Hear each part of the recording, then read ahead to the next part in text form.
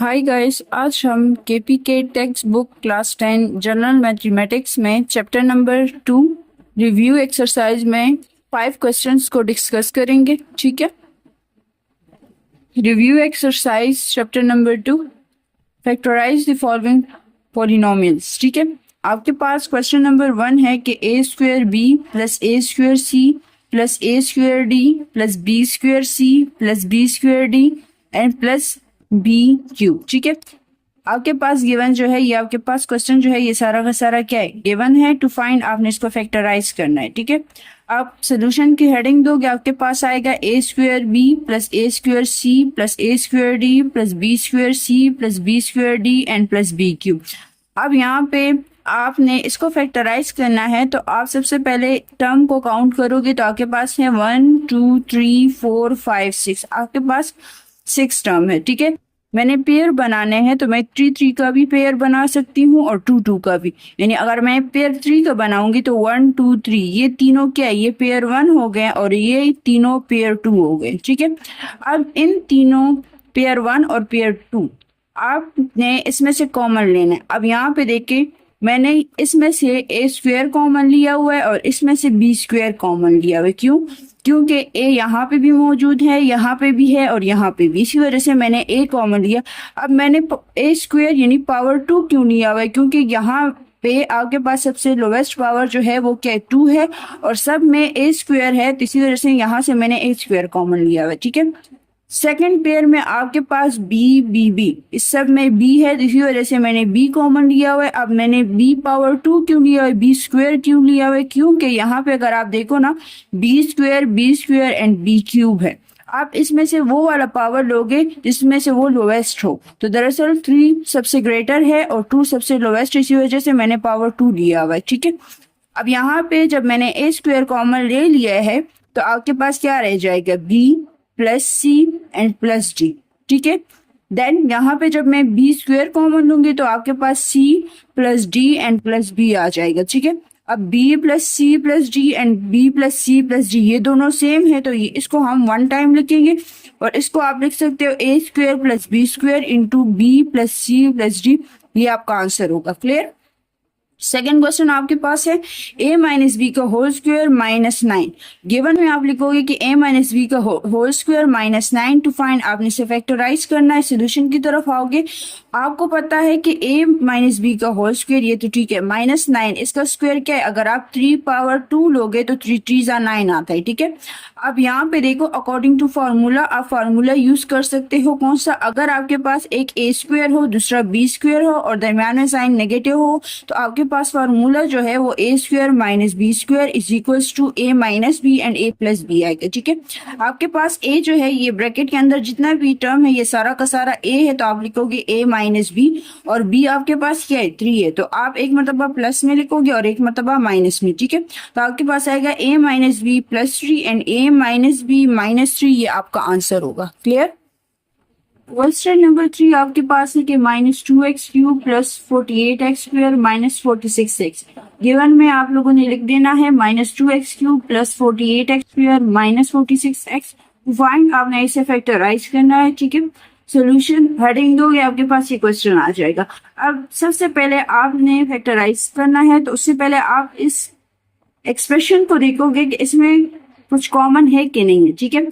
अगर आप इसको देखो तो यहाँ पे माइनस 2 है, 48 है, ये भी 2 के टेबल में आता है और 46 भी 2 के टेबल में आता है, तो इसी वजह से मैंने माइनस 2 कॉमन लिया है। अब यहाँ पे भी x मौजूद है, यहाँ पे भी मौजूद है और यहाँ पे भी मौजूद है, तो मैंने x लिए। पावर 1 मैंने क्यों लिए? क्योंकि इसमें से सबसे लोएस्ट पावर कौन सा है, 1 है, तो इसी वजह से मैंने 1 लिया। अब मैंने यहाँ पे लिख दिया कि take minus 2x as a common. आप इसमें से माइनस 2x कॉमन लोगे तो आपके पास यहाँ पे आएगा x स्क्वायर। जब मैंने माइनस कॉमन लिया है तो प्लस जो है वो चेंज हो जाएगा माइनस में, ये माइनस आ गया। जब मैं 2 कॉमन लूंगी तो यहाँ पे 24x आ जाएगा। ठीक है। मैंने यहाँ पे माइनस कॉमन लिए तो माइनस जो है वो प्लस में चेंज हो जाएगा और आपके पास 23 आ जाएगा। ठीक है। अब इसको हम फैक्टराइज करेंगे सम एंड प्रोडक्ट रूल से। ठीक है। सम एंड प्रोडक्ट रूल कैसे है? आपके पास ये फर्स्ट और लास्ट टर्म, आप इसका प्रोडक्ट लोगे तो 1 multiply by 23 is equals to 23 आता है। ठीक है। हमने इसके फैक्टर बनाने हैं मिड टर्म का, तो आप क्या करोगे, आपने 1 और 23 अगर आप लिखोगे तो उससे 24 आता है, ठीक है।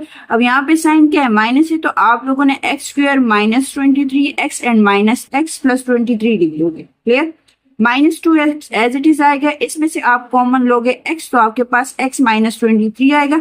यहाँ से -1 कॉमन लोगे तो x माइनस 23 आ जाएगा। -2x एज इट इज आएगा, x माइनस 1 एक ये फैक्टर हो गया और दूसरा x माइनस 23 फैक्टर हो गया, ठीक है। आपके पास आंसर जो है वो है -2x into x minus 1 into x minus 23 और ये आपका आंसर होगा। क्वेश्चन नंबर 4 देखिए, आपके पास है x power 6 plus y power 6। Given में आप x power 6 plus y power 6 लोगे, आप लोगों ने फैक्टराइज करना है। आपके पास क्वेश्चन जो है वो है x power 6 plus y power 6। आप जब इसे फैक्टराइज करोगे तो हमने चैप्टर नंबर 2 जो है उसमें बहुत से फार्मूले पढ़े हुए हैं, तो उसमें से कोई एक फार्मूला यूज होगा, ठीक है। अब आप क्या करोगे, हमें पता है कि 2 3 6 आता है, तो मैंने x पावर 2 इंटू 3 लिख दिया है प्लस y पावर 2 इंटू 3 लिख दिया। अकॉर्डिंग टू फार्मूला आपके पास है कि अगर आपके पास a cube plus b cube होगा तो वो दरअसल इक्वल होगा a plus b into a square minus a b plus b square, ठीक है।